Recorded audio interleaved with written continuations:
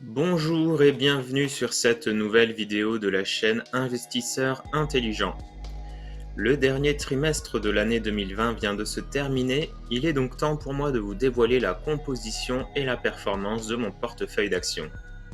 Je vais également vous dévoiler la composition d'un deuxième portefeuille que j'ai démarré il y a quelques mois, dans lequel je mélange stratégie dividendes et sociétés de croissance. Il est bien plus petit que mon portefeuille principal, que la plupart d'entre vous connaissent déjà. Petit message important, les décisions que je prends font suite à mes propres analyses et sont adaptées à mon profil d'investisseur. Vous restez responsable des décisions d'investissement que vous prendrez après le visionnage de cette vidéo. Avant de démarrer, comme nous débutons une nouvelle année et pour vous remercier de votre fidélité, j'ai lancé une promotion sur mon e-book Apprendre à investir en bourse, toutes les étapes pour apprendre à investir dans les actions. Vous le retrouverez sur Amazon au prix de 99 centimes au lieu de 4,99 € jusqu'au 15 janvier 2021.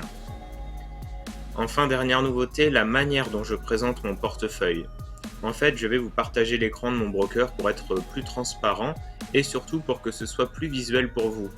N'hésitez pas à me dire la solution que vous préférez dans les commentaires. Alors durant ce trimestre, sur mon portefeuille principal, j'ai fait un aller-retour complètement raté sur Alibaba. Je suis rentré beaucoup trop haut à 315 $ et j'ai vendu à 230 $. J'ai perdu environ 170 €, mais heureusement je n'avais pris que 2 actions, soit à peu près 0,5% de mon portefeuille.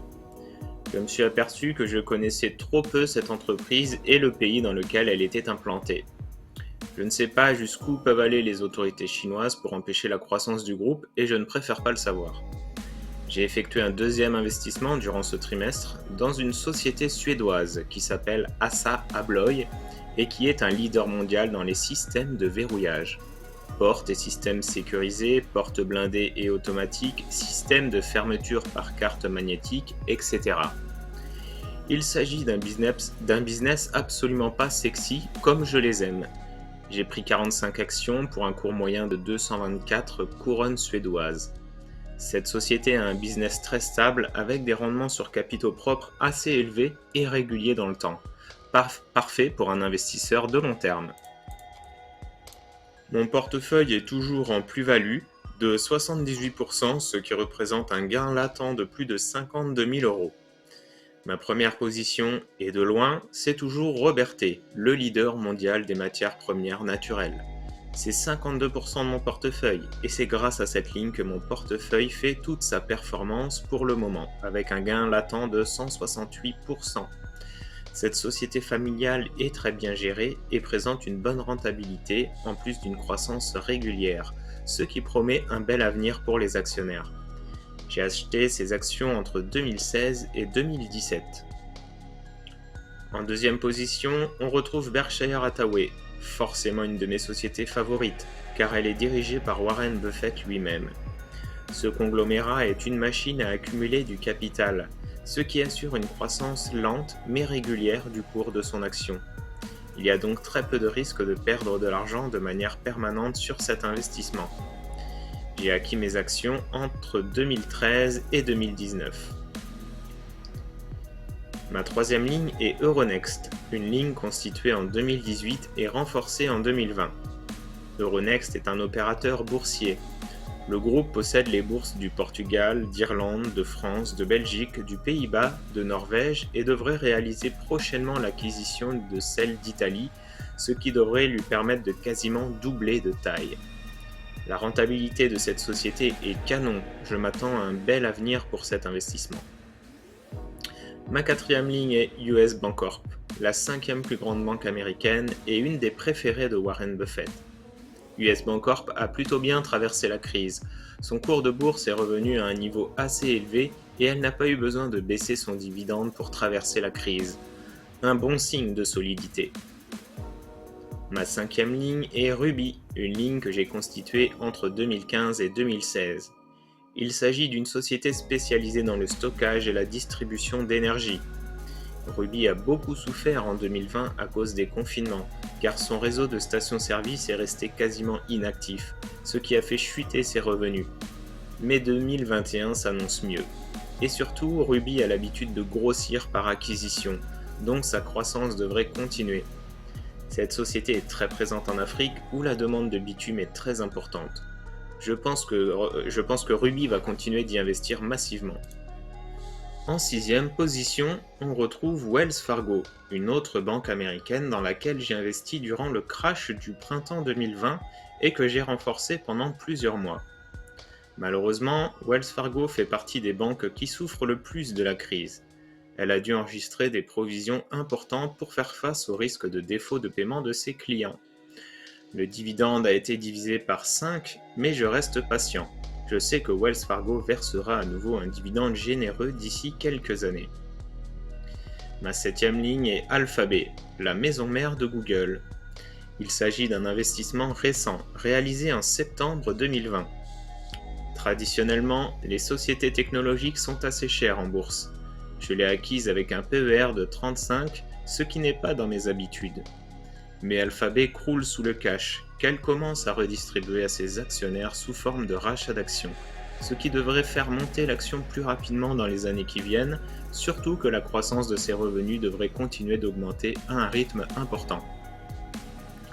Ma huitième ligne est Sherwin-Williams, un fabricant et distributeur de peinture américain. Cette ligne, acquise fin 2018, présente déjà une plus-value latente de plus de 90%. Je ne m'attendais pas à une telle performance.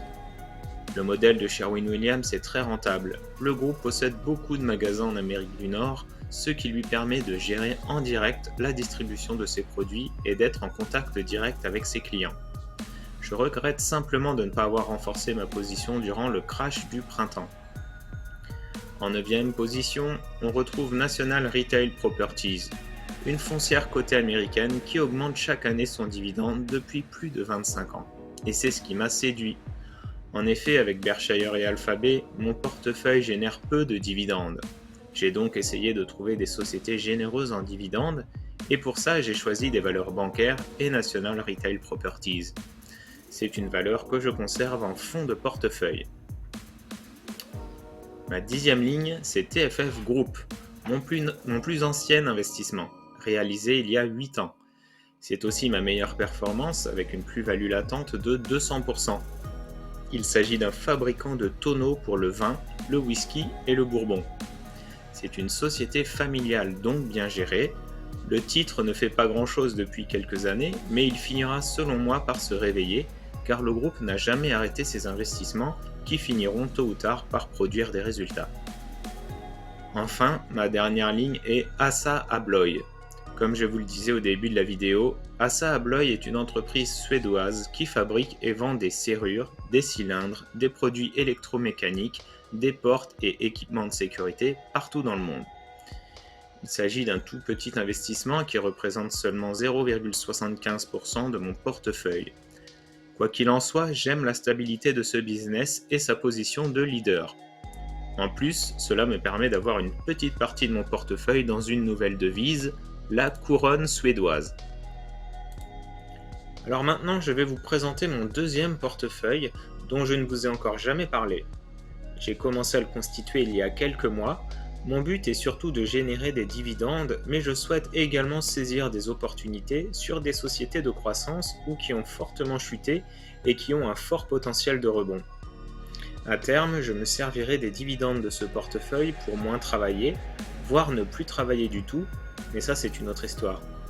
Ce portefeuille présente actuellement 12 lignes. Sa valeur totale est de 13 133 € et ma plus-value latente totale actuelle est de 13%. La plus grosse ligne est Fountaine Pajot, un des 3 principaux constructeurs européens de catamarans. J'ai acheté des actions cette année lorsque le cours était bas car je sais qu'il s'agit d'une belle société et que son cours va fortement rebondir. À long terme, je vois un très bel avenir pour cette entreprise qui génère beaucoup de cash et qui est très peu endettée. La demande pour ce type d'appareil devrait rester soutenue après la crise que nous traversons. Ensuite, on retrouve Wells Fargo, dont je vous ai déjà parlé tout à l'heure. Là, c'est une déception car je suis rentré avant la crise du Covid et ma moins-value est importante. Surtout que le dividende a fortement baissé. Il faudra sûrement que j'attende un long moment avant d'être à nouveau dans le vert avec cet investissement. Durant le crash, j'ai également investi dans une grande société du luxe, Christian Dior, qui possède presque 50% de LVMH. On a ensuite Unilever, un groupe que tout le monde connaît grâce à ses marques Ben Jerry's, Amora, Persil, Dove, etc. Cette ligne me procure un généreux dividende de plus de 3%. J'ai également du Bank of America, une des banques préférées de Warren Buffett, qui m'offre également plus de 3% de rendement en dividende et une petite plus-value en prime actuellement de 20%. Après, il y a Canadian National Railway, une compagnie de chemin de fer canadienne spécialisée dans le transport de marchandises. Cela me permet d'être diversifié dans une autre devise, le dollar canadien. La ligne suivante est 3M, que tout le monde connaît. Le cours est assez bas, j'en ai donc profité pour en acheter un peu car cela me permet d'avoir un rendement du dividende de 3%. Ensuite, on a Store Capital, qui est une foncière cotée américaine, que j'ai acheté au plus bas, ce qui me permet d'avoir une plus-value latente de plus de 80% et un rendement du dividende de 8% par rapport à mon prix de revient.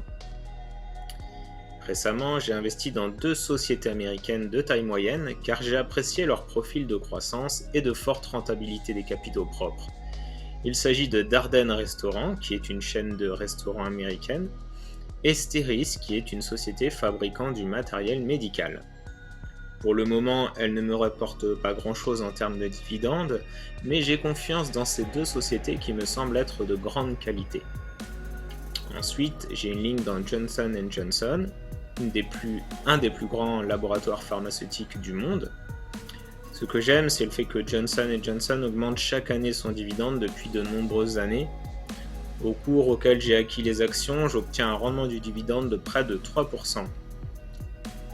Enfin, ma plus petite ligne est une foncière cotée américaine, Realty Income, qui a la particularité de verser son dividende mensuellement.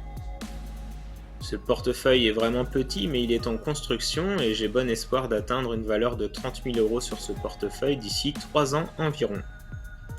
N'hésitez pas à me poser vos questions ou me dire ce que vous pensez de ces portefeuilles dans les commentaires et n'oubliez pas de vous abonner à la chaîne. Merci de m'avoir écouté et je vous dis à bientôt sur la chaîne Investisseurs Intelligents.